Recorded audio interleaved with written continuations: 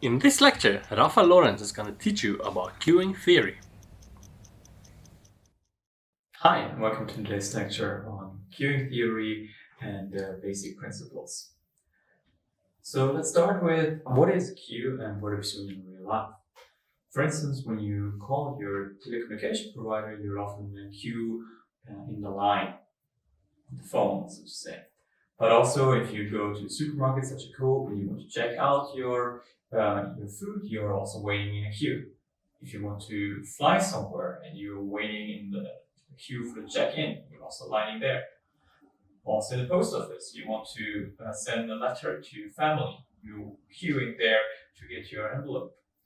However, also the letters in the post office are queuing. So parts can be queuing as well as they wait to be processed. And a similar example is in manufacturing, where parts are queuing in front of machines and wait to be processed. And there are tons of other examples where you can see queuing in real life. So let's have a look at this schematic figure that shall visualize the queuing process. What do we have? We have in the beginning, we have some parts or people arriving with a certain arrival time.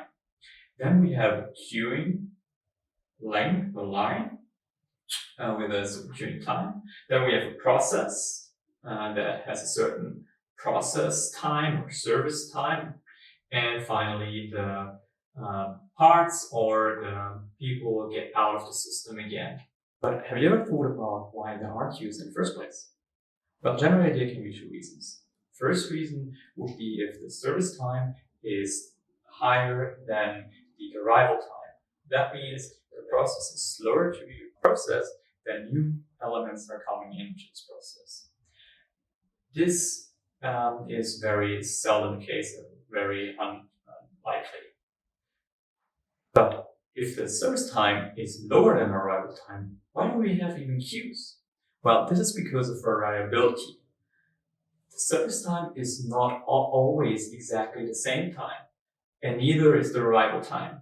So we might have a very high arrival time, let's say on average every 10 minutes one customer comes in, and our service time for one customer might be 1 minute on average. However, there might be times in which there are a lot of customers coming in the same period, and one customer has a huge complaint and we are taking very long to process this customer. And due to this variability in arrival times and service times, even though the service time is lower than arrival time, there will be queues. But not every queuing system is the same. In fact, there is infinite variation of queuing systems out there. Generally, those queuing systems can be divided by the number of servers or workstations there are, the queuing discipline they use, for instance, first come, first serve, or last come, first serve, or even earliest due date. Arrival sources is another way to differentiate them. Are there infinite arrival sources? Are always new customers or elements coming in the system? Or is it finite? Is it a finite population that at some point will be completely processed? In a queue space, is it a certain line with a certain space? Or is there infinite queuing space? And there are tons of other ways to differentiate the queuing systems. In an attempt to formalize these differences, Kendall developed a notation that you see over here. We have with A, the distribution of arrival times. B is the distribution of process and service times. M is the number of servers or workstations. B is the maximum number of jobs that can be in the system. There are, as well in Kendall's notation, a whole lot of different queuing systems. For the sake of this course, and because we only have limited time, we'll only focus on an MM1 model. In an MM1 model, we have arrival times that are Poisson distributed.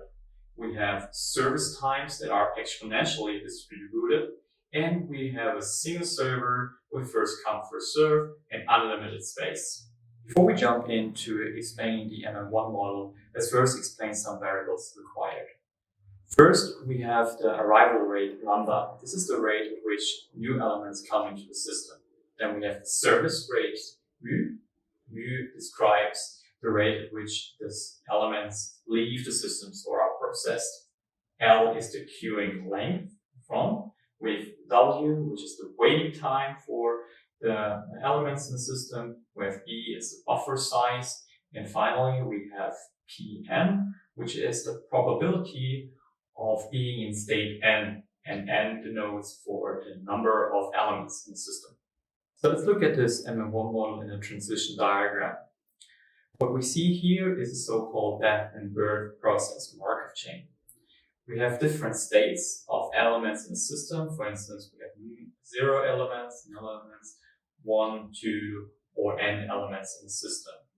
We also see the arrival rate lambda and the service rate mu coming from each and every element. What it means is that at each node, we have a probability of moving to the next node, so n plus 1 with the arrival rate, and we have probability of going back to the previous node, so one element less in the system, with the service rate mu. Now let's do some math.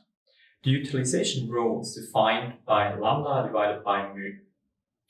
The probability of being at a certain stage of the elements in the system is equal to lambda divided by mu to the power of n times 1 minus lambda divided by mu. This also equals, when we use the equation above, to rho to the power of n times 1 minus rho. If we now put 0 into this equation and calculate the probability for 0 elements in the system, we receive probability of 0 elements in the system equals to 1 minus rho. So we put it up into this equation above.